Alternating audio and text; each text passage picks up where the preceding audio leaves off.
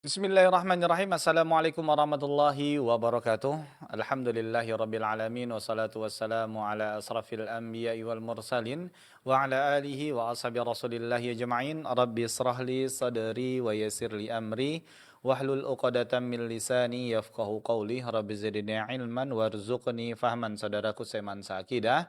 Para pendengar dan para pemirsa dimanapun antum antuna berada, alhamdulillah segala puji dan syukur kita ucapkan dari Allah Subhanahu wa taala atas limpahan rahmat dan karunia-Nya kepada kita semua, sehingga di kesempatan pagi yang berbahagia ini kita kembali dipertemukan oleh Allah Tabaraka wa taala, tentunya masih bersama radio kebanggaan kita semuanya, yakni Radio Hidayah FM, bersama menyongsong hidayah di bawah naungan Al-Quran dan Sunnah.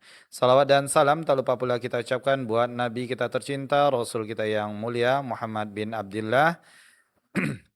Salawatu wassalamu alaih, dan juga buat keluarganya, sahabat-sahabatnya, dan juga buat orang-orang yang mengikuti beliau hingga hari kiamat nantinya.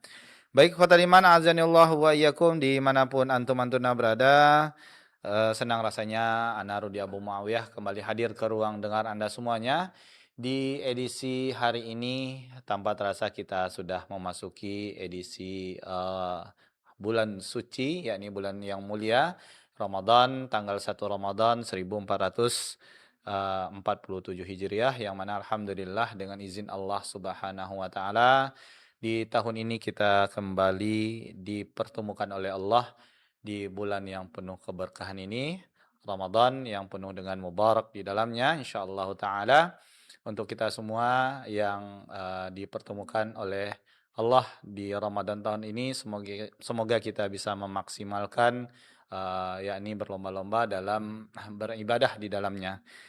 Salawat dan salam tak lupa pula kita ucapkan buat Nabi kita tercinta, Rasul kita yang mulia, Muhammad bin Abdullah, salawat wassalamu alaih, dan juga buat keluarganya, sahabat-sahabatnya, dan juga buat orang-orang yang mengikuti beliau hingga hari kiamat nantinya. Baik, khotul iman, azanillahu wa iyyakum, para pemirsa dan para pendengar yang semoga senantiasa dirahmati dan diberkahi oleh Allah Tabaraka wa Ta'ala.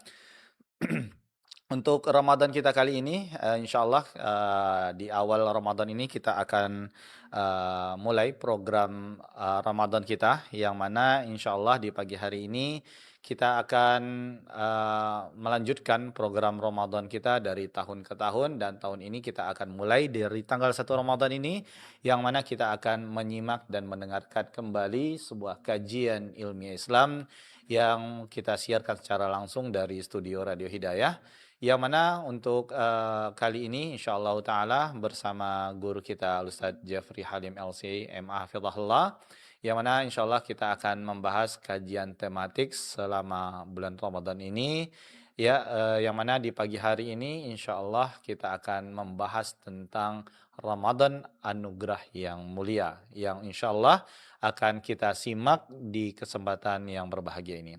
Di kesempatan yang berbahagia ini juga, ikhwatal iman, para pemirsa dan para pendengar yang semoga senantiasa dirahmati dan diberkahi oleh Allah Tabaraka wa Ta'ala. Di akhir kajian nanti, kita buka Q&A, yang mana sahabat hidayah bisa bertanya secara langsung dengan menghubungi kami di 0811 7530.000, ataupun juga bisa layangkan pertanyaan melalui pesan singkat di 08117545 444, baik SMS maupun WhatsApp. Dan bagi sahabat hidayah semua yang ingin bertanya secara langsung melalui via WhatsApp, juga bisa di nomor yang sama di 08117545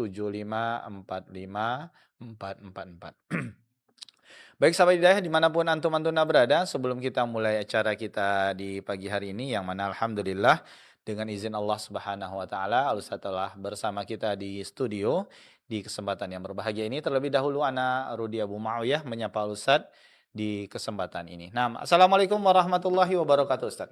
Waalaikumsalam warahmatullahi wabarakatuh. Gimana kabarnya Ustaz di hari ini Ustaz?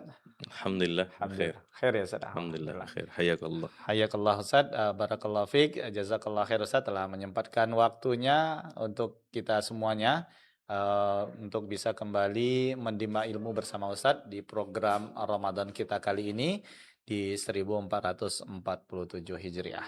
Baik khotul iman, azanillahu wa iyyakum, para pemirsa dan para pendengar yang semoga senantiasa dirahmati dan diberkahi oleh Allah Tabaraka wa Ta'ala. Langsung saja kita simak dan dengarkan untayan nasihat dengan kajian tematik kita seputar Ramadan yang mana membahas Ramadan anugerah yang mulia. Kepada Ustaz kami persilakan, falyatafaddal mashkura. Bismillahirrahmanirrahim. Alhamdulillah. Hamdan yuwafi ni'amahu wa yukafi mazida. Ya Rabbana lakal hamdu kama yanbaghi li jalali wajhika wa 'azimi sultanik. Asyhadu an la ilaha illallah wahdahu la syarika lah. Wa asyhadu anna Muhammadan 'abduhu wa rasuluh.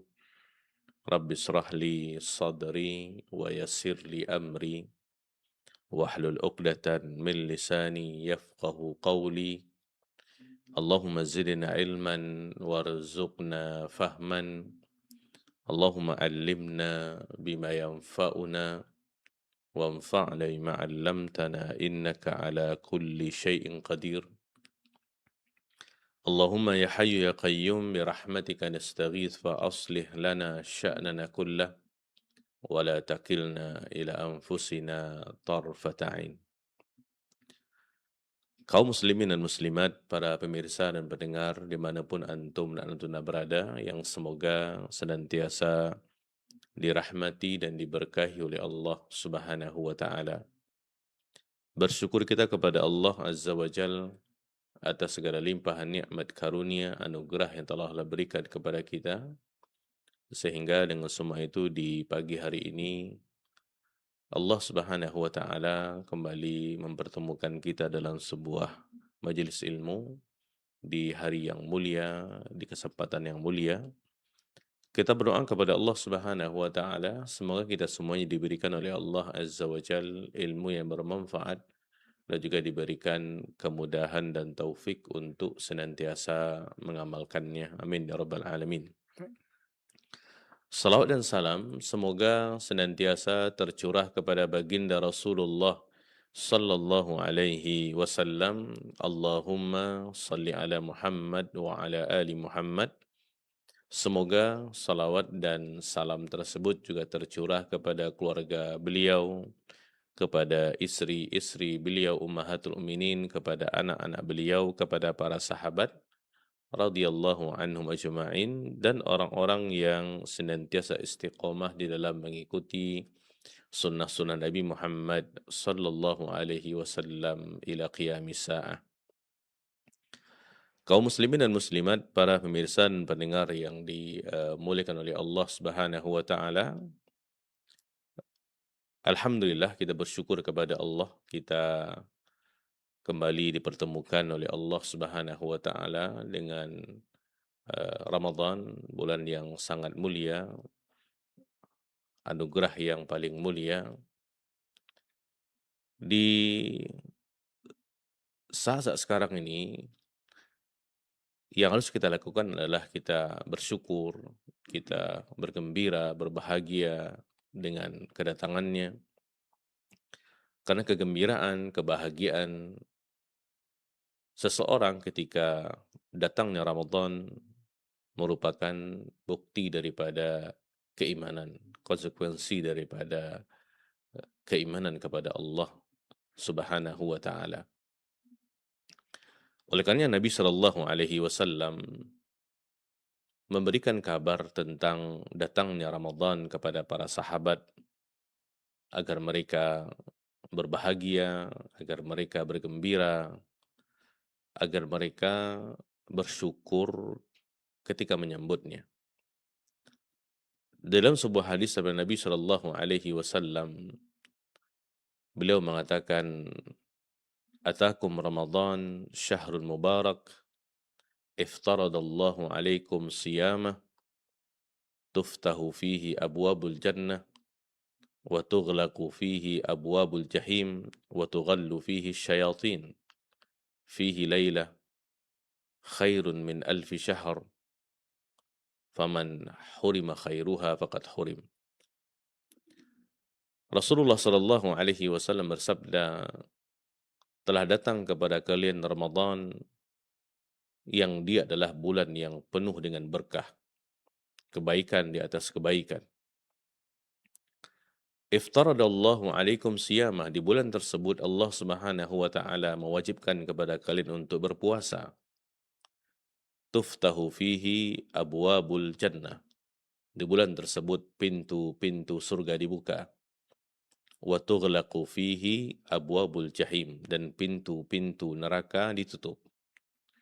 Wa tughallu fihi asyayatin, dan syaitan-syaitan dibelenggu oleh Allah Subhanahu wa taala. Fihi lailah, di bulan tersebut terdapat satu malam, khairun min alfi syahr, yang lebih baik daripada 1000 bulan. Faman hurima khairuha faqad hurim. Barang siapa yang terhalangi untuk mendapatkan kebaikan di malam tersebut, sungguh dia telah terhalangi untuk mendapatkan kebaikan yang sangat banyak. Kaum muslimin dan muslimat yang dimuliakan oleh Allah Subhanahu wa taala.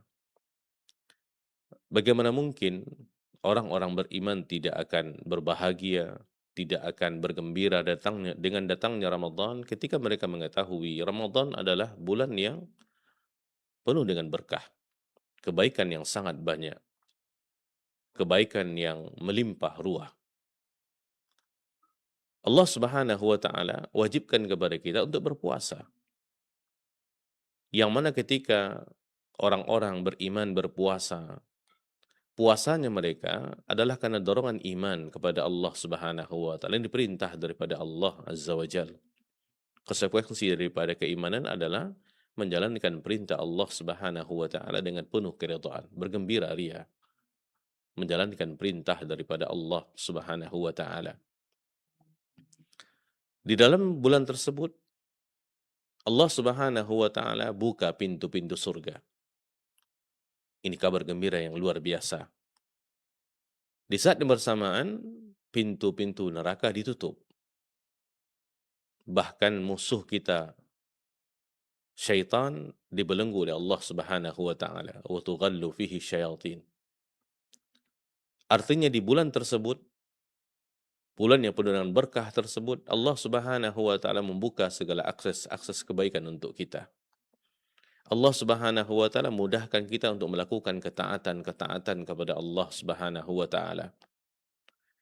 Di saat yang bersamaan Allah Subhanahu wa taala tutup akses kita untuk melakukan perbuatan-perbuatan dosa dan maksiat. Allah tidak ingin kita melakukan perbuatan-perbuatan dosa dan maksiat di bulan yang mulia ini. Kesempatan yang luar biasa, anugerah yang sangat besar yang Allah berikan kepada kita, orang-orang beriman. Bagaimana mungkin kita orang-orang beriman tidak akan berbahagia, tidak akan bergembira dengan datangnya Ramadan?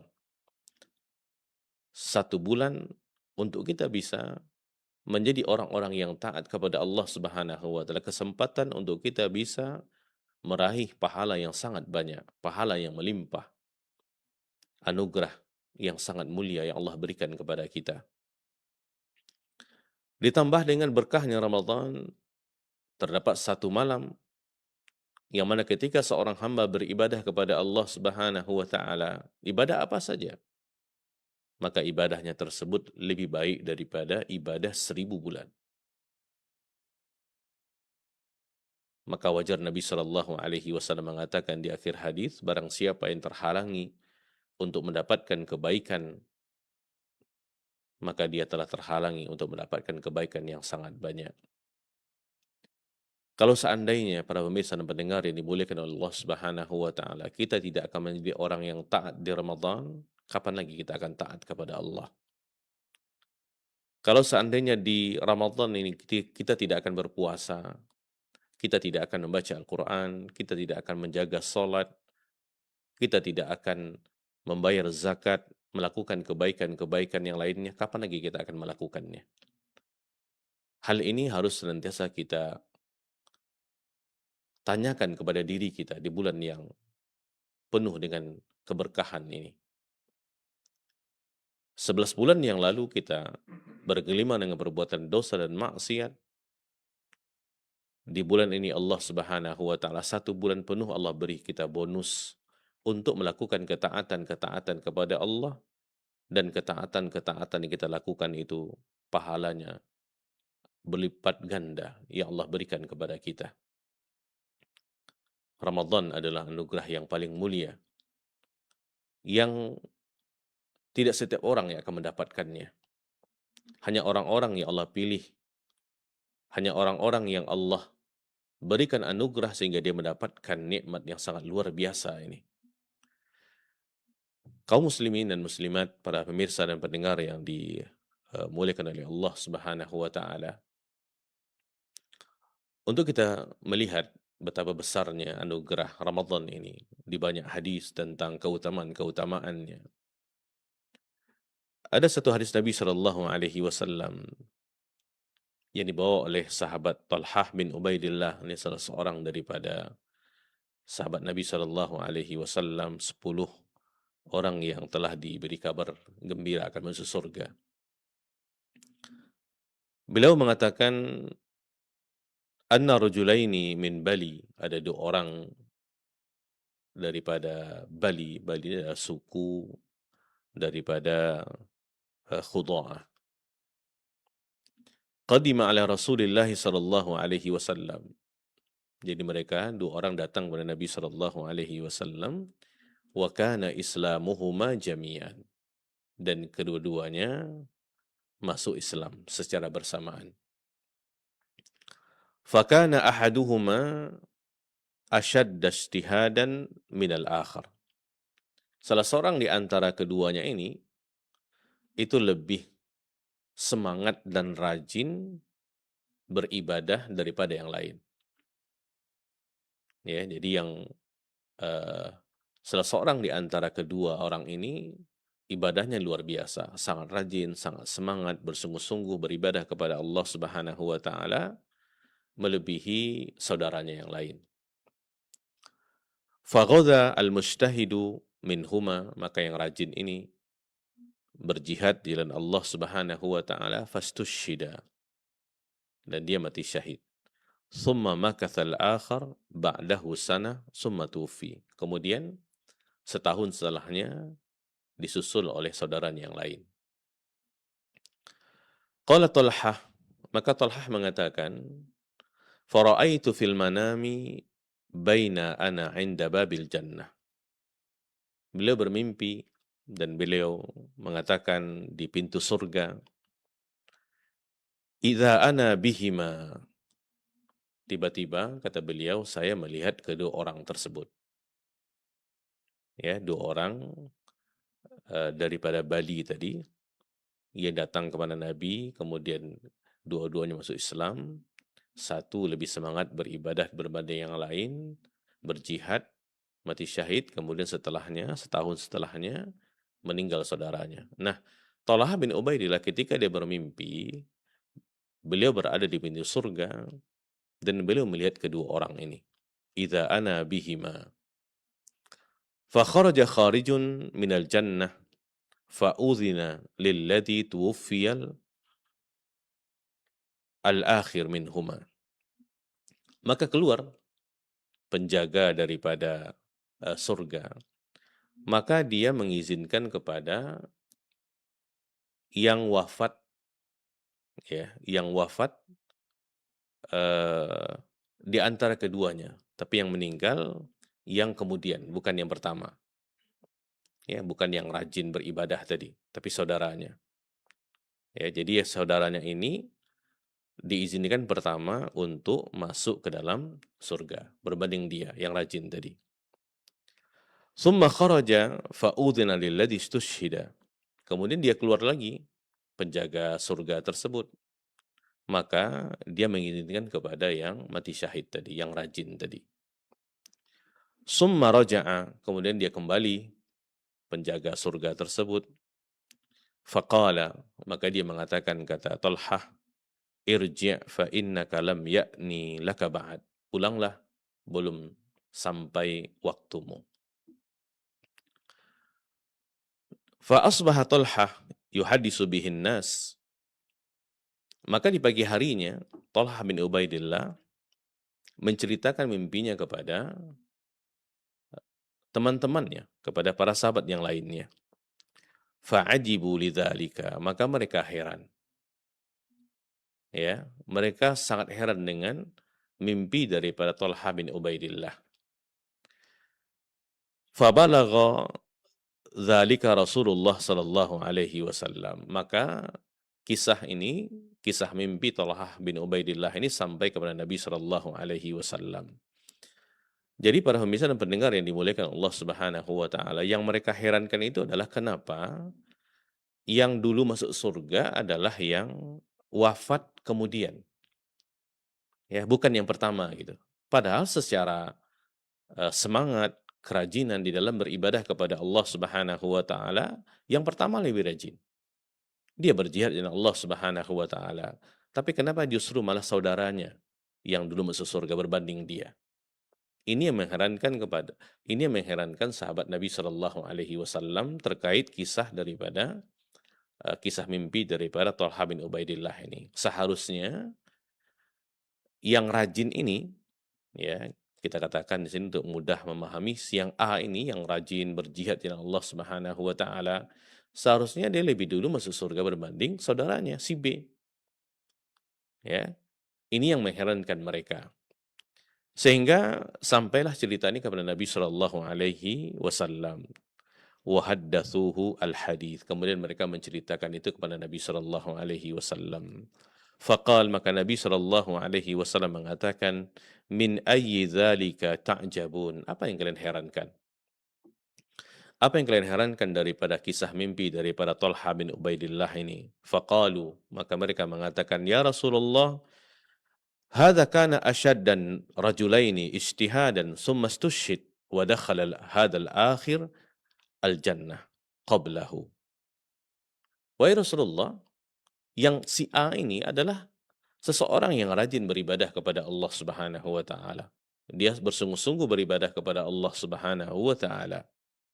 Kemudian dia mati syahid. Tapi kenapa justru malah saudaranya yang lebih dulu masuk surga berbanding dia? Ya, kenapa? Ya, karena secara hitung-hitungan si A ini lebih rajin beribadah kepada Allah Subhanahu wa taala, dia mati syahid. Ya, tapi kenapa justru saudaranya yang wafat setahun setelahnya lebih dulu masuk surga berbanding dia? Faqala Rasulullah sallallahu alaihi wasallam, maka Rasulullah sallallahu alaihi wasallam mengatakan, "Alaisa qad makatha hadza ba'dahu sanah?"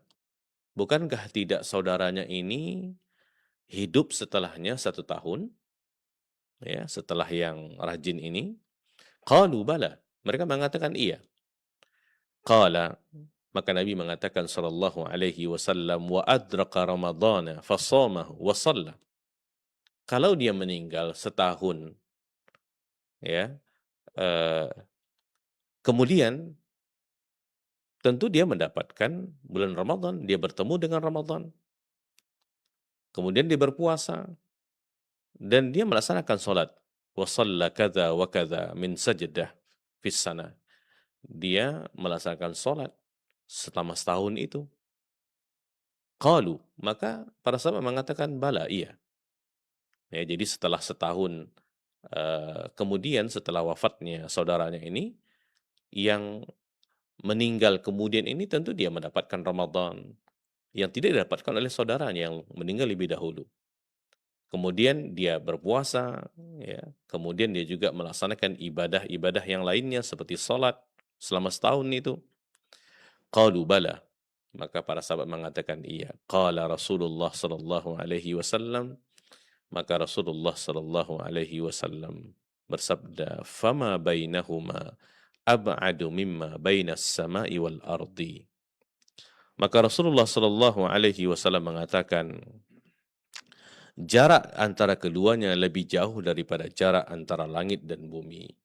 Jarak di antara keduanya lebih jauh dari jarak antara langit dan bumi. Kaum muslimin dan muslimat, para pemirsa dan pendengar yang dimuliakan oleh Allah Subhanahu wa taala. Ini kisah mimpi yang luar biasa, yang menunjukkan kepada kita betapa agung dan mulianya nikmat ketika seseorang bertemu dengan Ramadan. Di kisah ini, ketika dua orang ini masuk Islam, si A lebih rajin berbanding si B, kemudian dia wafat. Kemudian setahun setelahnya wafat saudaranya si B, ternyata si B ini karena dia dapat hidup setahun lebih lama berbanding saudaranya, walaupun mungkin secara semangat kurang beribadah kepada Allah Subhanahu wa taala, ternyata dia lebih dahulu masuk surga berbanding si A. Kemudian ketika hal itu ditanyakan oleh para sahabat kepada Nabi Shallallahu alaihi wasallam, karena mereka heran dengan hal itu, maka Nabi Shallallahu alaihi wasallam menerangkan, si B ini ya yang wafat setahun setelah si A, dia bertemu dengan Ramadan. Yang mana Ramadan itu tidak ditemui oleh saudaranya yang wafat lebih dahulu. Nah, ketika dia bertemu dengan Ramadan, dia berpuasa, dia melaksanakan sholat, sekian-sekian kata Nabi Shallallahu alaihi wasallam, ya, bahkan dalam riwayat yang lainnya Rasulullah Shallallahu alaihi wasallam mengatakan shalla alfan wa thamani mi'ati salatin wa shama Ramadan. Dia melaksanakan salat 1.800 kali selama setahun itu, salat wajib. Kemudian dia juga berpuasa Ramadan. Ini adalah sesuatu yang membuat dia lebih dahulu masuk surga berbanding saudaranya. Walaupun secara semangat, secara kerajinan, dia kurang daripada saudaranya tersebut. Namun ketika dia diberikan usia yang panjang, kemudian kesempatan, sehingga dia bertemu dengan musim daripada musim-musim ibadah, sehingga itu membuat dia lebih dahulu masuk surga berbanding saudaranya tadi. Kaum muslimin dan muslimat, para pemirsa dan pendengar yang dimuliakan oleh Allah Subhanahu wa taala, ini anugerah yang luar biasa. Nikmat yang diimpikan oleh banyak orang. Bahkan saudara-saudara kita yang sudah mendahului kita itu sangat mengimpikannya. Bagaimana mereka bisa bertemu dengan Ramadan.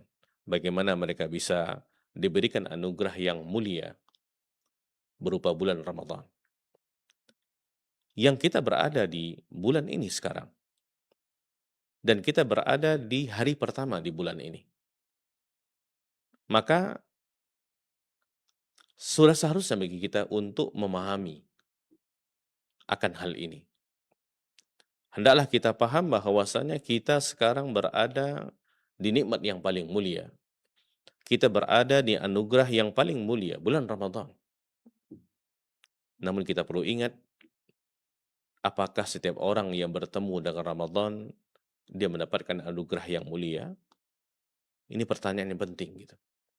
Karena banyak orang bertemu dengan Ramadan, tapi tidak setiap orang yang mampu memaksimalkan beribadah di bulan tersebut. Jadi Ramadan, bulan yang mulia, anugerah yang paling mulia, ini bagi orang-orang yang senantiasa memaksimalkan Ramadan dengan ibadah-ibadah kepada Allah Subhanahu wa taala. Namun ketika dia bertemu dengan Ramadan, justru malah dia tidak mampu untuk memaksimalkannya. Mungkin malah dia membuang-buangnya untuk kesempatan-kesempatan yang tidak berguna, perbuatan-perbuatan yang sia-sia. Maka Ramadan tidak akan menjadi anugerah yang terbaik untuknya. Justru malah nanti menjadi bumerang bagi dirinya. Hanya orang-orang yang memaksimalkan Ramadan, beribadah kepada Allah Subhanahu wa taala dengan ibadah apa saja. Dia berusaha setiap detik daripada Ramadan yang berlalu, dia isi dengan ketaatan-ketaatan kepada Allah Subhanahu wa taala. Dia maksimalkan itu.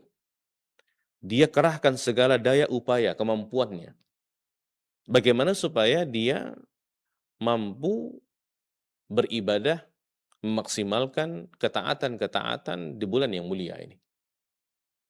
Karena kalau seandainya seseorang bertemu dengan Ramadan, tetapi dia merasa sesuatu yang biasa, dia tidak merasakan ini adalah anugerah yang mulia sehingga dia lebih cenderung kepada sesuatu yang bersifat duniawi, maka sia-sia. Nah, orang-orang yang seperti itu, dia tidak akan menjadikan Ramadan sebagai anugerah yang paling mulia untuk dirinya. Namun, Allah Subhanahu wa taala sangat pengasih dan penyayang kepada hamba-hambanya. Allah Subhanahu wa taala pertemukan kita dengan Ramadan, alhamdulillah dalam keadaan yang sehat walafiat. Allah Subhanahu wa taala pertemukan kita dengan Ramadan dalam keadaan yang kita mampu untuk melakukan ketaatan-ketaatan kepada Allah Subhanahu wa taala. Makanya untuk orang-orang yang inginkan kebaikan, ingin melakukan kebaikan-kebaikan, ketaatan-ketaatan kepada Allah Subhanahu wa taala, inilah waktunya. Disebutkan hadis Nabi Shallallahu alaihi wasallam di hadis yang lainnya tentang keutamaan Ramadan. Idza kana awwalu lailah fi Ramadan, apabila di malam pertama daripada Ramadan, maka akan menyeru seorang penyeru. Wa nada munadin, ya baghiyal khair, aqbil. Wahai orang yang senantiasa ingin melakukan kebaikan, aqbil, marilah. Lakukanlah kebaikan. Inilah waktunya, inilah momennya. Wa ya baghiyasy syarr, aqsir. Dan orang yang ingin melakukan keburukan, dosa dan maksiat, aqsir, berhentilah, cukuplah. Ini bulan Ramadan. Jangan nodai kesucian Ramadan dengan perbuatan-perbuatan dosa dan maksiat. Oleh karenanya, Ramadan adalah ajang bagi orang-orang yang bertakwa untuk berlomba-lomba melakukan ketaatan-ketaatan kepada Allah Subhanahu wa taala. Agar Ramadan menjadi anugerah yang paling mulia kepada kita, maka sudah sewajarnya kita berusaha untuk memaksimalkannya, beribadah kepada Allah Subhanahu wa taala, mengisinya dengan ketaatan-ketaatan kepada Allah Subhanahu wa taala. Semampu kita, ya. Jangan kita membuang-buangnya untuk hal-hal yang tidak bermanfaat. Jangan kita menyia-nyiakannya untuk sebuah hal yang bahkan tidak memberikan manfaat kepada dunia kita. Sibukkan diri kita dengan ketaatan-ketaatan kepada Allah Subhanahu wa taala di siang harinya, di sorenya, di malamnya, di dini harinya. Beribadah kepada Allah Subhanahu wa taala. Ini momen yang sangat berharga. Ini anugerah yang paling mulia. Dan anugerah yang paling mulia itu akan sangat dihargai oleh orang-orang yang menghargainya. Kaum muslimin dan muslimat, para pemirsa dan pendengar yang dimuliakan oleh Allah Subhanahu wa taala. Kalau kita telusuri, ternyata Ramadan tidak hanya menjanjikan pengampunan, rahmat bagi orang-orang yang bertemu dengannya. Tapi Ramadan juga bisa menjadi sebuah malapetaka dan bencana bagi seseorang walaupun dia bertemu dengannya. Di dalam sebuah hadis Nabi Shallallahu alaihi wasallam, hadis dalam Sunan Tirmidzi, Nabi Shallallahu alaihi wasallam mengatakan, "Raghima anfi rajulin adrakahu Ramadan tsumma salakh falam yughfar lah." Celakalah seorang laki-laki, wanita juga seperti itu. Adrakahu Ramadan, dia bertemu dengan Ramadan, tsumma salakh, kemudian Ramadan berakhir, falam yughfar lah, tidak ada satupun dosa yang diampunkan oleh Allah Subhanahu wa taala. Orang yang seperti ini, kata Nabi Shallallahu alaihi wasallam, raghima anfi rajulin, celakalah. Rugilah orang tersebut. Sepanjang bulan Allah Subhanahu wa taala buka akses kebaikan untuk kita. Allah mudahkan kita untuk melakukan ketaatan-ketaatan kepada Allah Subhanahu wa taala. Allah sempitkan, Allah tutup jalan-jalan untuk kita melakukan perbuatan-perbuatan dosa dan maksiat. Kemudian dengan segala nikmat tersebut, dengan segala keutamaan-keutamaan yang ada itu, tidak ada satupun dosa yang diampunkan oleh Allah Subhanahu wa taala daripada kita. Kita adalah orang-orang yang paling merugi. Wajar Nabi Shallallahu alaihi wasallam mengatakan hal itu. Oleh karena ini hadis, para pemirsa dan pendengar yang dimuliakan Allah Subhanahu wa taala, harus senantiasa menjadi pengingat kepada kita. Di samping kita mengetahui Ramadan adalah anugerah yang paling mulia dengan sangat banyak keutamaan-keutamaannya, ternyata Ramadan ini juga menjanjikan hal yang tidak baik. Tergantung kepada orang tersebut, bagaimana dia menyambutnya, bagaimana dia menjalaninya, bagaimana dia hidup di Ramadan tersebut. Kalau saatnya kita sangat menghargai nikmat, kesempatan yang Allah berikan kepada kita, sehingga bertemu dengan Ramadan, Allah panjangkan umur kita, ditambah dengan ketika kita bertemu dengannya dalam keadaan sehat walafiat, kemudian kita mengerahkan segala daya upaya untuk beribadah kepada Allah Subhanahu wa taala, apa saja ibadahnya, maka benarlah Ramadan anugerah yang paling mulia untuk kita. Tapi sebaliknya, kalau seandainya Allah panjangkan umur kita, Allah pertemukan kita dengan Ramadan, kemudian saat kita bertemu dengannya dalam keadaan sehat walafiat, namun kita tidak mampu untuk memaksimalkan beribadah di bulan tersebut. Banyak waktu yang kita buang, banyak kesempatan yang kita sia-siakan, maka kita menjadi orang yang merugi di Ramadan. Kapan lagi kita akan melakukan ketaatan-ketaatan kepada Allah Subhanahu wa taala kalau bukan bulan Ramadan? Sehingga ketika seseorang dipanjangkan umurnya bertemu dengan Ramadan, artinya dia kembali memulai jalan hidupnya. Dia kembali membuka lembaran-lembaran dalam kehidupannya. Ini lembaran baru. Yang mana lembaran-lembaran sebelumnya dipenuhi dengan noda-noda dosa dan maksiat. Ini lembaran baru dalam kehidupannya. Kalau seandainya dia tidak memaksimalkan dengan ibadah kepada Allah Subhanahu wa taala, lembaran baru yang mana yang akan dia buka? Hanya akan menambah dosa dan beban di dalam kehidupannya. Maka bukalah lembaran baru. Ya, datanglah kepada Allah Subhanahu wa taala, mintalah kepada Allah Subhanahu wa taala, minta kemudahan beribadah kepada Allah Subhanahu wa taala. Katakan kepada diri kita, Allahumma a'inni ala zikrika wa syukrika wa husni ibadatika. Ya Allah, berilah aku pertolongan ya Allah. Ya Allah, tolonglah aku ya Allah. Tolonglah aku untuk senantiasa mengingatmu. Tolonglah aku ya Allah untuk senantiasa beribadah kepadamu. Tolonglah aku ya Allah untuk senantiasa mensyukuri nikmat-nikmat-Mu. Ini ibadah. Jadi kemudahan-kemudahan untuk kita melakukan ibadah kepada Allah itu nikmat daripada Allah. Ketika kita mendengar azan contohnya, dengan mudah ya kita bergerak untuk berwudu, kemudian kita mengganti pakaian kita dengan pakaian sholat.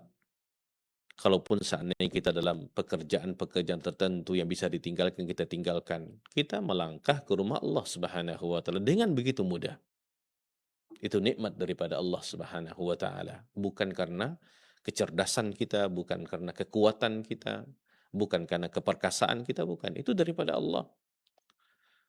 Karena banyak orang yang mendengar azan di rumahnya, tapi tidak semua orang yang datang ke masjid untuk mendatangi undangan daripada Allah Subhanahu wa taala. Itu kemudahan, itu dinamakan dengan taufik. Itu kita minta kepada Allah Subhanahu wa taala. Sandarkan semuanya kepada Allah.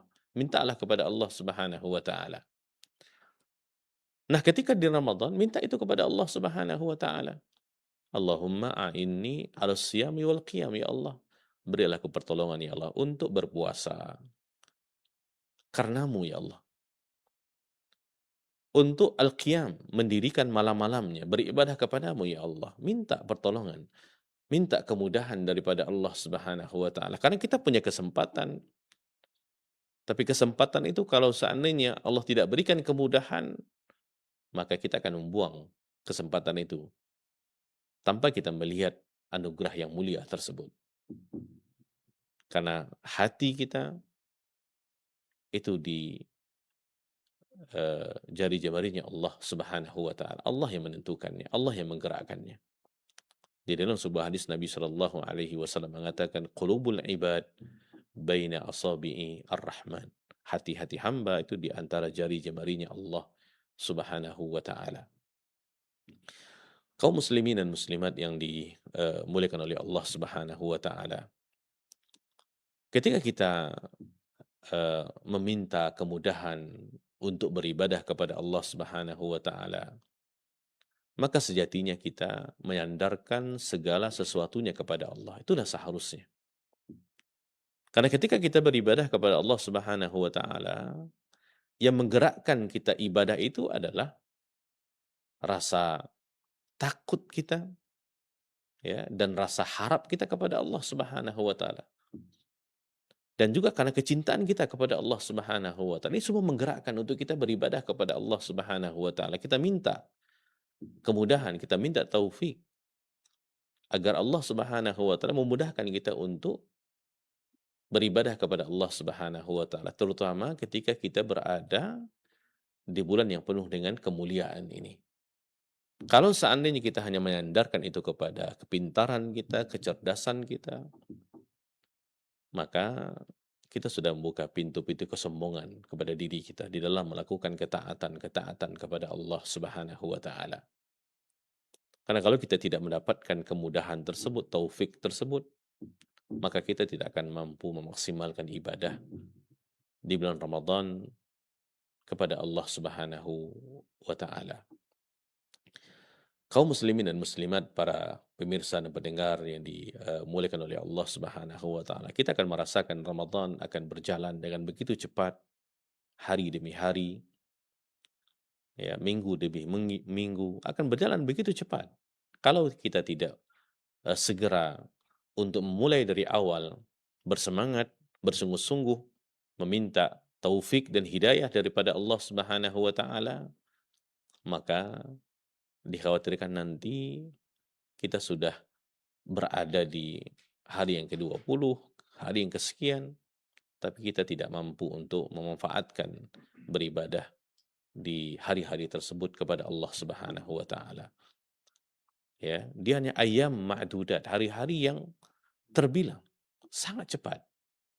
Maka kita harus mengatur langkah, mengatur strategi, ya, mengatur dengan rapi waktu-waktu kita agar waktu-waktu tersebut berbuah pahala, ya, berbuah pahala yang melimpah daripada Allah Subhanahu wa taala karena kita berada di bulan yang penuh dengan kemuliaan, yaitu bulan Ramadan ini.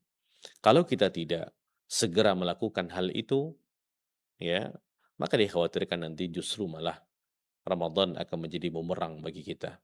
Kita tidak mampu untuk memanfaatkannya, padahal kita bertemu dengannya dalam keadaan sehat walafiat, dengan penuh kelapangan, dengan penuh waktu luang yang sangat banyak.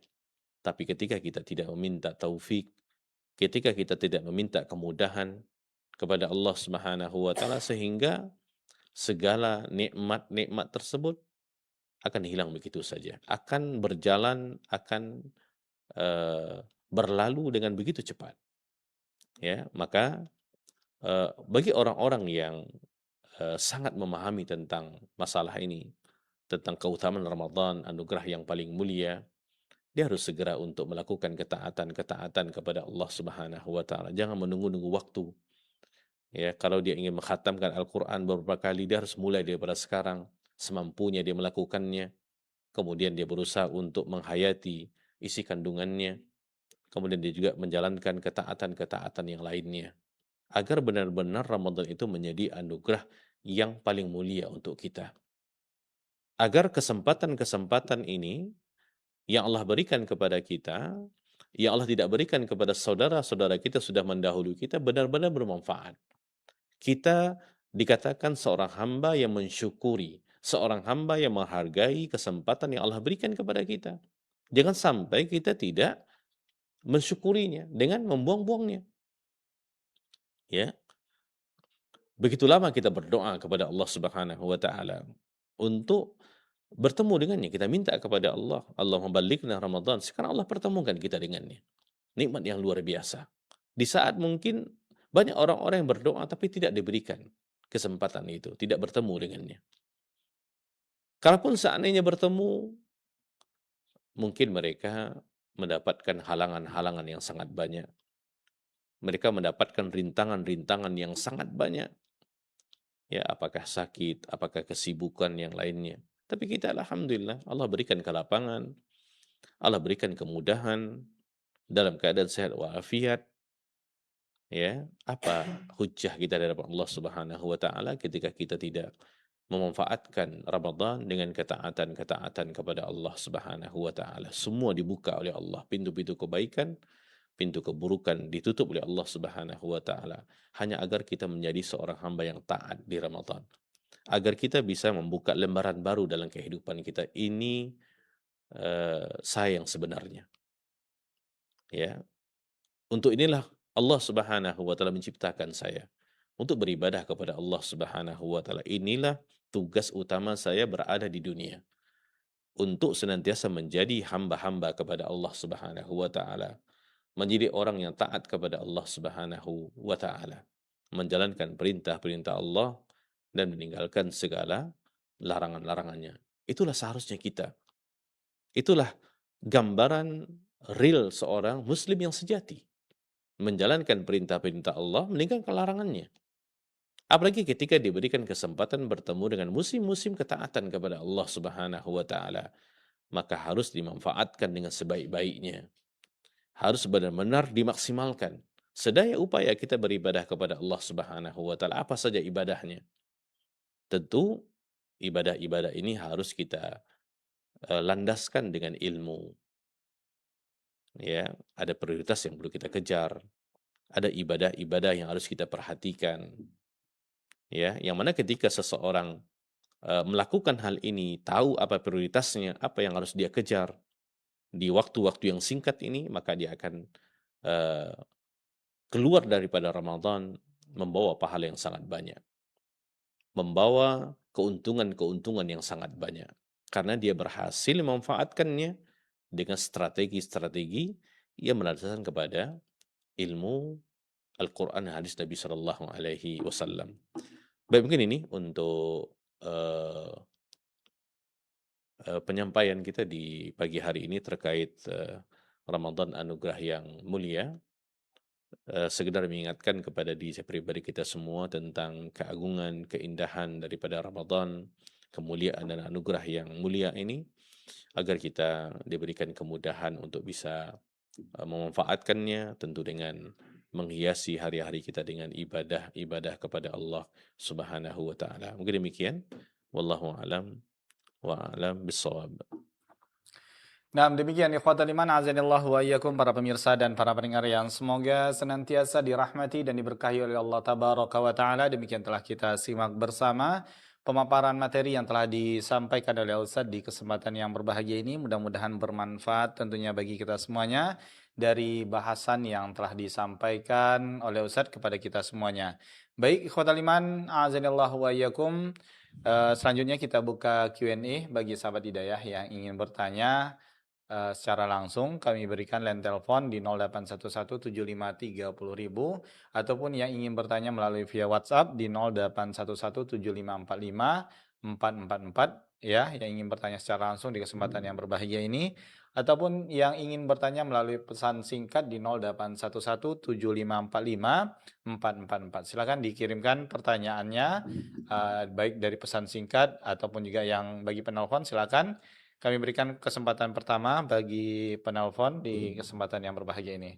Baik, kita coba angkat penelpon di kesempatan ini, Ustaz. 6, halo, Assalamualaikum. Ya, waalaikumsalam warahmatullahi Dari siapa, di wabarakatuh. mana, Ibu? Ini dengan Umu Sadia dari Sukakarya. Umu Satya di Sukakarya, silakan dengan pertanyaannya. Assalamualaikum, Ustaz. Waalaikumsalam. Ana mau bertanya, baiknya sholat untuk wanita itu, sholat tarawih itu di mana, Ustaz? Hanya itu pertanyaan anak, Ustaz. Jazakallah khair. Assalamualaikum warahmatullahi wabarakatuh. Waalaikumsalam warahmatullahi wabarakatuh. Nah, Ustaz. Baik, terima kasih kepada Umi yang bertanya pada pagi hari ini. Semoga Allah Subhanahu wa taala jaga beliau dan kita semua. Amin. Terkait dengan sholat tarawih wanita di mana yang paling baik, berdasarkan kepada hadis Nabi Shallallahu Alaihi Wasallam di beberapa riwayat, sholat yang terbaik bagi seorang wanita adalah di rumahnya. Ya, sholat yang terbaik bagi seorang wanita adalah di rumahnya. Nah, di sini para pemirsa dan pendengar yang dimuliakan Allah Subhanahu wa taala, menunjukkan kepada kita bahwasanya memang tempat sholat yang paling baik dan paling aman adalah di rumahnya. Ini bukan berarti seorang wanita tidak boleh untuk pergi ke masjid, bukan. Ya, tetapi ini tentang keutamaan. Ya, oleh karena kalau ditanya, bolehkah seorang wanita sholat di masjid? Boleh. Tetapi bolehnya seorang wanita sholat di masjid tentu ada aturan-aturan yang harus dipenuhi oleh seorang wanita tersebut. Ya, karena dia tidak seperti laki-laki yang mutlak gitu. Di antaranya adalah izin daripada walinya, kemudian memakai hijab yang syar'i, kemudian juga pakaian yang tidak transparan, tidak ketat, ya, kemudian juga menjaga supaya tidak bercampur baur laki-laki dan wanita, ya, tidak memakai wangi-wangian. Ini di antaranya gitu. Nah, kalau seandainya seorang wanita mampu dan bisa untuk memenuhi syarat-syarat tersebut, maka dibolehkan bagi dia untuk datang ke masjid. Karena memang dalam hadis yang lainnya Nabi Shallallahu Alaihi Wasallam mengatakan, "La tamna'u ima Allahi masajid Allah." Janganlah kalian melarang hamba-hamba Allah untuk datang ke masjid, ke rumah-rumah Allah Subhanahu Wa Taala. Ima itu maksudnya adalah wanita-wanita, tidak boleh dilarang. Tapi selama mereka memenuhi syarat yang telah ditetapkan oleh syariat. Ini merupakan bentuk bagaimana Islam sangat-sangat menjaga harkat martabat wanita. Ya, dalam rangka itu agar mereka berada di titik yang aman, tidak diganggu oleh apapun. Yang mana ketika mereka keluar daripada rumahnya, kemudian datang ke masjid, ke rumah-rumah Allah Subhanahu wa taala dengan memenuhi syarat yang sudah ditetapkan, maka diperbolehkan bagi dia untuk datang ke masjid, sholat berjamaah. Terutama di sholat tarawih, tidak ada masalah seorang wanita untuk pergi ke masjid di kompleksnya untuk sholat. Cuman harus dipahami ada syarat-syaratnya. Tapi kalau ditanya mana yang lebih afdol, mana yang lebih utama, tentu jelas di rumahnya. Ya, karena itu lebih aman daripada fitnah-fitnah yang ada. Nah, kalau kita perhatikan dalam hadis Nabi Shallallahu Alaihi Wasallam, bagaimana dahulunya para sahabiyah, sahabat-sahabat yang perempuan ketika mereka datang ke masjid, ya, itu mereka datang ke masjid tidak bercampur dengan laki-laki. Ketika sudah selesai sholat, justru mereka lebih dahulu keluar daripada masjid supaya tidak bertemu dengan laki-laki. Bahkan ketika mereka berjalan di jalan-jalan kota Madinah yang gelap gulita, mereka menyandarkan pada dinding-dinding kota Madinah. Dan kita mengerti dahulu tidak ada listrik dahulunya. Dan mereka melakukan itu supaya mereka tidak bercampur baur dengan laki-laki. Ini kalau kita bawakan kepada zaman sekarang sangat berbeda. Sangat berbeda tentang bagaimana luar biasanya fitnah itu. Ya. Namun tidak ada halangan, kita kembali kepada yang tadi, tidak ada halangan untuk seorang wanita datang ke masjid untuk sholat berjamaah, ya, sholat maghrib, sholat isya, sholat tarawih, tidak ada masalah.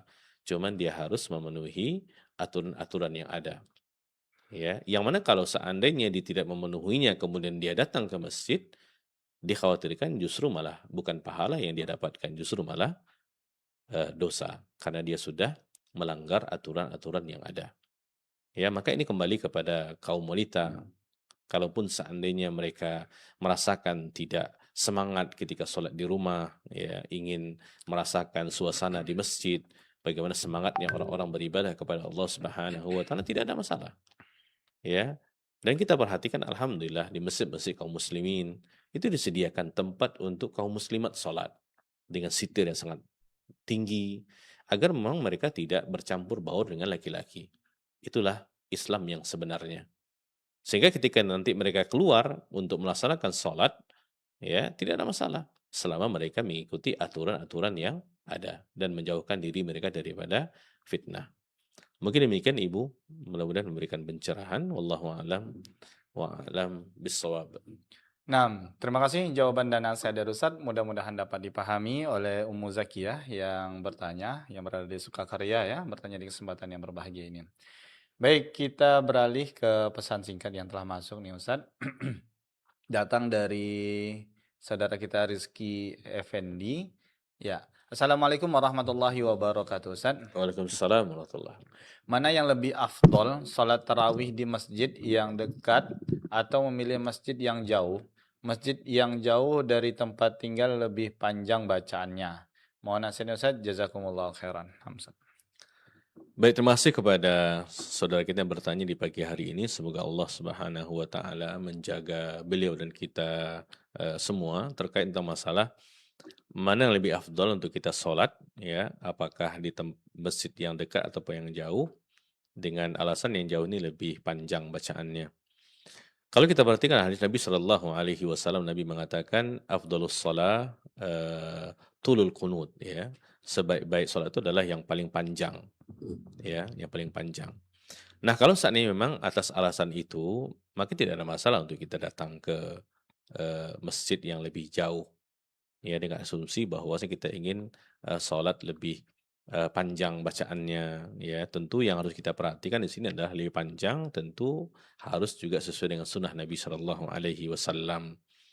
Ya, artinya kita juga tidak boleh memaksakan diri kita untuk sholat di saat yang bersamaan kita mungkin tidak biasa untuk sholat di bacaan-bacaan yang panjang, ya, apalagi ini mungkin sholat sunat tarawih, ya.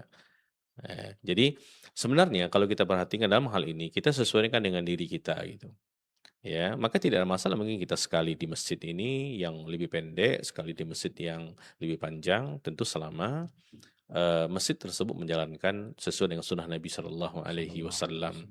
Karena kita ingin ibadah-ibadah kita ini sesuai dengan sunnah Nabi Shallallahu Alaihi Wasallam, karena itu syarat daripada terimanya sebuah ibadah, yaitu ikhlas, kemudian juga mutaba'ah. Jadi kalau seandainya alasannya adalah untuk karena mungkin itu masjid lebih panjang bacaannya, tidak ada masalah. Cuma lebih panjangnya itu harus juga kita perhatikan tentang kualitasnya, khusyuknya, kemudian kaifiyahnya. Ya, jangan kita hanya melihat panjangnya saja, tapi justru nanti malah kita tidak mampu untuk memaksimalkannya. Ya, kita mungkin kurang kualitas sholatnya, ya, mungkin karena kita kecapean dan seterusnya. Jadi ini disesuaikan dengan keadaan kita. Baik, mungkin demikian, mudah-mudahan bisa dipahami. Wallahu a'lam wa a'lam bishawab. Nah, terima kasih jawaban dan nasihat dari Ustaz. Mudah-mudahan dapat dipahami oleh saudara kita yang bertanya, ya, Rizky Effendi, ya, yang bertanya di kesempatan yang berbahagia ini melalui pesan singkat. Baik, kita coba angkat penelpon kembali, Ustaz, di kesempatan yang berbahagia ini. Nah, halo, Assalamualaikum. Waalaikumsalam warahmatullahi wabarakatuh, Ustaz. Dari siapa di mana, Ibu? Dengan Umu Abdurrahman di Pekanbaru. Baik, silakan dengan pertanyaannya, Umu Abdurrahman. Baik, Ustadz, bagaimana hukumnya kalau kita sholat di belakang imam yang bacaannya itu kurang fasih begitu? Dan apakah kita perlu menyampaikan kepada pengurus masjid bahwa imam ini bacaannya tuh kurang fasih begitu, Ustadz? Baik, Syukran Ustadz, jazakallahu khair. Assalamualaikum warahmatullahi wabarakatuh. Waalaikumsalam warahmatullahi wabarakatuh. Baik, terima kasih kepada Umi yang bertanya di pagi hari ini tentang masalah hukum sholat di belakang imam yang bacaannya menurut beliau kurang fasih, ya, dan apakah perlu untuk menyampaikannya kepada pengurus tentang hal itu.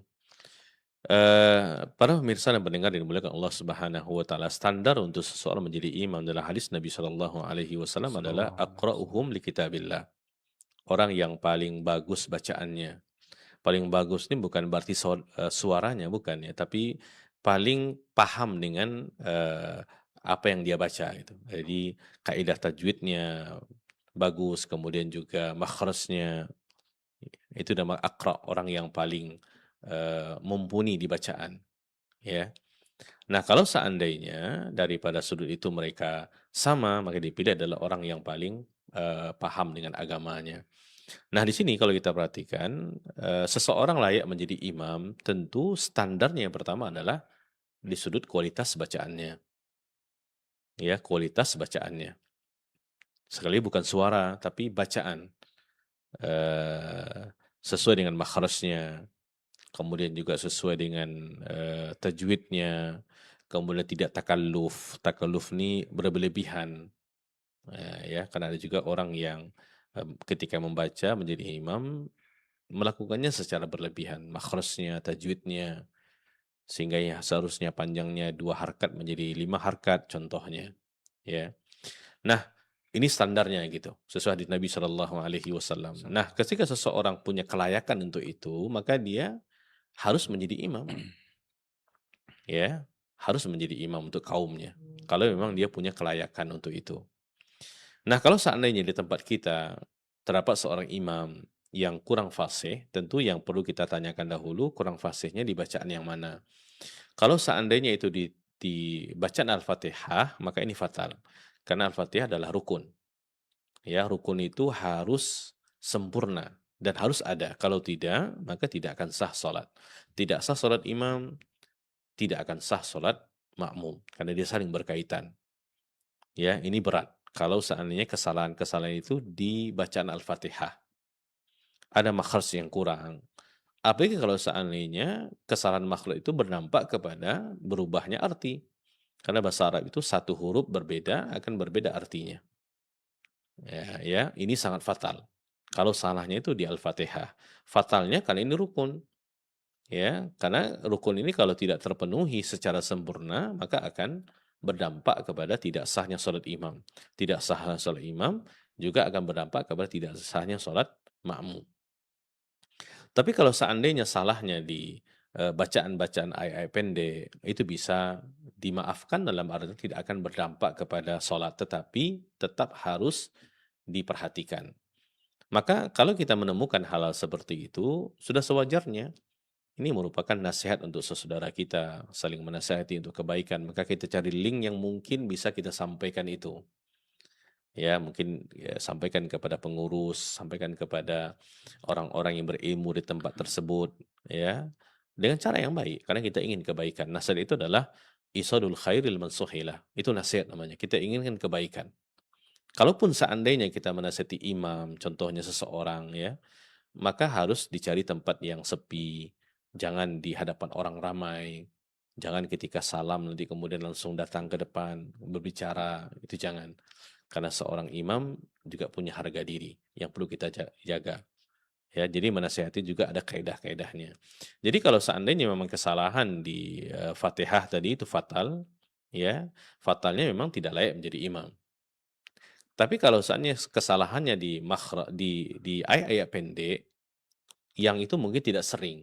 Ya, kadang-kadang ketika membaca Al-Quran ini disebut sabaqal lisan. Kadang-kadang kita tersebut sesuatu, tetapi ayat seperti itu. Dan tidak ada yang memperingatkannya. Ya, tidak ada yang membetulkannya gitu. Nah, ini kalau seandainya sekali-sekali, insya Allah tidak ada masalah. Tapi perlu kita sampaikan. Mana tahu nanti bisa jadi salah hafalan ya. Ayatnya beda, tapi yang dia hafal beda. Tapi intinya semuanya harus dikomunikasikan dengan cara yang baik. Ya, kalau seandainya memang kesalahan-kesalahan di Al-Fatihah, kita yakin di tempat itu pasti ada orang-orang yang berilmu yang lebih mengetahui tentang masalah itu.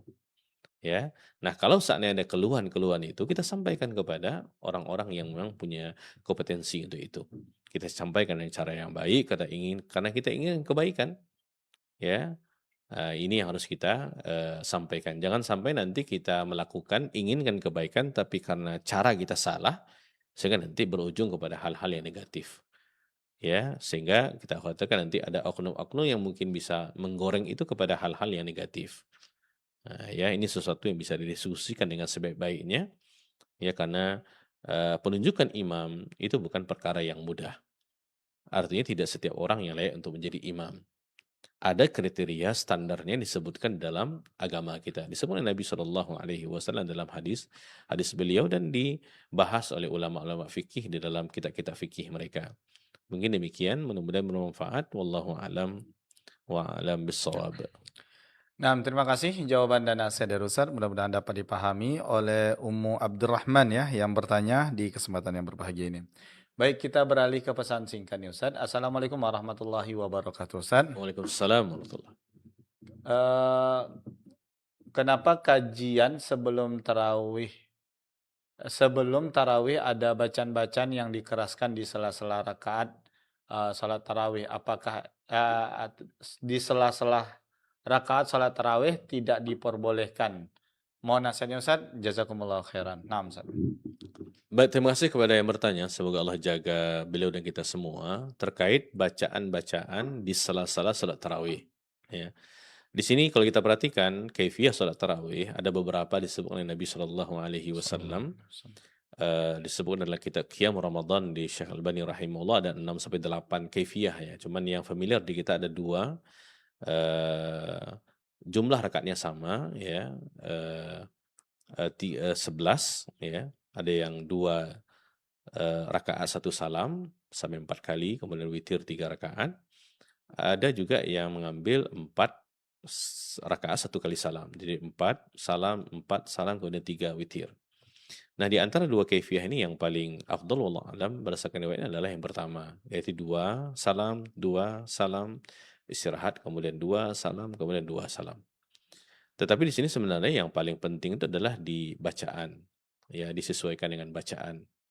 Artinya semakin panjang bacaannya, semakin lama sholatnya, semakin baik. Tentu ini juga disesuaikan dengan kemampuan para jamaah di dalam melakukannya. Artinya imam tidak boleh hanya inisiatif sendiri untuk melakukannya, tapi juga perlu mendengar para makmum, apalagi kalau seandainya di kalangan makmum banyak orang-orang yang sudah lansia, ya, yang mungkin tidak sanggup untuk berdiri lama. Jadi disesuaikan gitu, ya, tentang masalah ini. Nah, di dalam kaifiyah yang disebutkan memang tidak disebutkan itu tentang masalah adanya bacaan-bacaan yang dibaca di sela-sela itu. Jadi akan mulai ada bacaan, kemudian juga 2 rakaat nanti setelahnya ada bacaan lagi. Tidak diterangkan dalam hadis Nabi Shallallahu Alaihi Wasallam. Ya, karena memang kalau kita kembali kepada makna tarawih itu adalah salat tarawih itu salat yang asal kata daripada rohah, istirahat memang. Ya, jadi Nabi Shallallahu Alaihi Wasallam ketika selesai sholat, ya, walaupun beliau tidak selalu ya sholat bersama para sahabat, karena disebutkan khawatir untuk diwajibkan nanti. Jadi beliau sekali keluar, sekali tidak gitu ya. Dan itu di antara itu beliau tidak melakukan ataupun tidak membaca apapun. Memang istirahat gitu. Ya, istirahat dalam artian untuk bisa melaksanakan sholat di rakaat yang berikutnya. Ya, karena kalau kita perhatikan di beberapa riwayat daripada Nabi Shallallahu Alaihi Wasallam ketika beliau sholat mengimami para sahabat, itu bacaan-bacaan beliau Shallallahu Alaihi Wasallam sangat panjang. Ya, baca di rakaat yang pertama surah Al-Baqarah penuh, surah Ali Imran penuh, surah An-Nisa penuh. Itu kalau kita kalkulasikan 6 juz lebih gitu bacaan. Sangat panjang gitu. Maka wajar untuk mereka beristirahat. Itulah asal tarawih itu. Ya. Sehingga mungkin wallahu alam ya di zaman sekarang kalau kita perhatikan munculnya bacaan-bacaan tersebut mungkin daripada inisiatif, daripada tidak ada apa-apa, baik kita membaca-baca sesuatu. Dan ini sebenarnya bukan masalah bacaannya, tetapi waktunya. Ya, karena konsep dalam ibadah, setiap sesuatu itu perlu kepada dalil. Jadi kalau seseorang mengklaim sesuatu dalam masalah ibadah, oh harus ini dibaca, oh ini yang dibaca, dia perlu kepada dalil. Sedangkan dalam hadisnya tentang kaifiyah salat tarawihnya Nabi Shallallahu Alaihi Wasallam tidak diterangkan beliau dan para sahabat membaca sesuatu di jeda-jeda di sela-sela salat tarawih itu. Ya, jadi bukan masalah bacaan selawatnya mungkin ya yang dilarang, bukan. Ya, tetapi waktu membacanya. Kalau salawat disunnahkan untuk kita bersalawat kepada Nabi Shallallahu Alaihi Wasallam, cuman ada waktu. Ya, nah, ini salah satu di antara hal yang harus kita pelajari. Nah, ya, karena kalau misalnya kita membacanya ketika itu, kita perlu kepada dalil. Kenapa kita membacanya? Ya, sama dengan kenapa kita disunnahkan untuk memperbanyak salawat kepada Nabi Shallallahu Alaihi Wasallam, terutama di hari Jumat, karena memang ada hadisnya. Nah, berdasarkan kepada hadis itu makanya kita melakukannya. Sama ketika kenapa kita senantiasa merutinkan membaca surah Al-Kahfi setiap hari Jumat, karena memang ada dalilnya. Ya, jadi setiap seseorang yang mengklaim ibadah, maka dia harus datangkan dalil. Karena ini agama dengan dalil. Kalau memang seandainya ada dalilnya ya daripada Al-Qur'an, hadis Nabi Shallallahu Alaihi Wasallam tentang itu, maka tidak ada masalah. Ternyata selama ini yang kita ketahui tidak ada dalilnya. Dalil itu adalah kalamullah dan kalamur Rasul, bukan perkataan ustaz. Ya, ustaz sebatas menyampaikan. Ya, maka kita berusaha untuk semaksimal mungkin agar ibadah-ibadah kita ini sesuai dengan sunnah Nabi Shallallahu Alaihi Wasallam. Masalah panjang tidaknya bacaan disesuaikan dengan kemampuan kita dan kemampuan para jamaah. Ya, tapi kalau seandainya bacaan-bacaan di sela-sela sholat tarawih, perpindahan 2 rakaat ke rakaat yang berikutnya, yang sedangkan ilmu yang ada memang tidak pernah ada dalilnya tentang itu daripada Nabi Shallallahu Alaihi Wasallam. Nabi menyuruh kita untuk membaca ini, membaca itu, ya. Nah, ini yang harus kita pahami. Makanya kalau saat ini memang istirahat, memang istirahat. Ada yang baca Quran silahkan, yang mau minum silahkan, ya, yang mau ngopi juga silahkan, gitu kan. Asalkan dilakukan sesuai dengan koridornya, tidak secara berlebihan. Karena kita berada di masjid, ya, karena kita berada di rumahnya Allah Subhanahu wa taala, jadi ada adab-adab yang perlu kita perhatikan. Ya, mungkin demikian, mudah-mudahan bermanfaat. Wallahu a'lam wa a'lam bissawab. Nah, terima kasih jawaban dan nasihat dari Ustadz. Mudah-mudahan dapat dipahami oleh sahabat hidayah yang bertanya melalui pesan singkat di kesempatan yang berbahagia ini. Baik Ustadz, sepertinya itu yang dapat kita ajukan karena keterbatasan waktu kita yang ada di kesempatan yang berbahagia ini. Dan mohon maaf buat sahabat hidayah yang telah mengirimkan pertanyaan, baik pesan singkat maupun nelpon tidak dapat kita angkat karena keterbatasan waktu kita yang ada. Dan sebelum kita akhiri mungkin ada ihtitam atau kesimpulan dari bahasan kita kali ini Ustadz. Nah. Baik, sesuai dengan tema kita di pagi menjelang siang ini tentang Ramadan anugerah yang paling mulia, tentu kita harus memahami hal ini bukan sebatas hanya tema yang kita angkat, tetapi yang lebihnya adalah bagaimana kita bisa memahaminya, menghayati, kemudian berusaha untuk menjadikan Ramadan adalah anugerah yang paling mulia. Tentu dengan cara memaksimalkan untuk beribadah di bulan tersebut. Dengan ibadah apa saja, paginya, siangnya, sorenya, malamnya, dini harinya, semampunya. Dan itu semua kemudahan-kemudahan daripada Allah Subhanahu wa taala. Dan kita harus mencamkan dalam diri kita, bisa jadi ini adalah Ramadan yang terakhir untuk kita. Ya, yang mana kalau kita benar-benar memahami hal itu, kita akan berusaha semaksimal mungkin untuk memaksimalkannya untuk beribadah kepada Allah Subhanahu wa taala. Semoga Allah panjangkan umur kita, Allah berikan kita kesehatan, Allah mudahkan kita untuk memaksimalkan Ramadan dengan berbagai amal ketaatan kepada Allah Subhanahu wa taala dan Allah menerima segala amal ibadah kita. Mungkin demikian. Wallahu a'lam wa a'lam bissawab. Nah, terima kasih jazakallahu khairan barakallahu fikum kita ucapkan pada Ustadz yang telah memberikan tausiahnya di kesempatan yang berbahagia ini. Mudah-mudahan apa yang telah kita simak bersama baik dari materi dan juga soal jawab mudah-mudahan bermanfaat tentunya bagi kita semuanya. Dan mohon maaf sekali lagi buat sahabat hidayah yang telah mengirimkan pertanyaan melalui pesan singkat tidak dapat kita angkat dan kita bacakan karena keterbatasan waktu kita yang ada bersama Ustadz di kesempatan yang berbahagia ini. Dan insya Allah Ta'ala kita akan kembali bersua bersama Ustadz tentunya di program selanjutnya yang mana insya Allah di Ramadan kita kali ini kita akan hadirkan ke ruang dengar Anda semuanya ikhwatal iman insya Allah program-program kajian ilmiah Islam yang langsung dari studio Radio Hidayah. Ya, tetap nantikan dan tetap setia di 103,4 Hidayah FM. Insya Allah Ta'ala di Ramadan spesial kali ini kita akan hadirkan tentunya guru-guru kita ke studio Radio Hidayah. Baik, ikhwatal iman azanillahu wa iyyakum, sampai di sini kebersamaan kita di program kajian ilmiah Islam spesial Ramadan kali ini. Ana Rudi Abu Ma'awiyah dan segenap kru yang bertugas mohon maaf yang sebesar-besarnya dan mundur diri dari ruang dengar Anda semuanya. Mohon maaf atas khilafan dan kalfan kami baik menemani Anda semuanya di kesempatan yang berbahagia ini.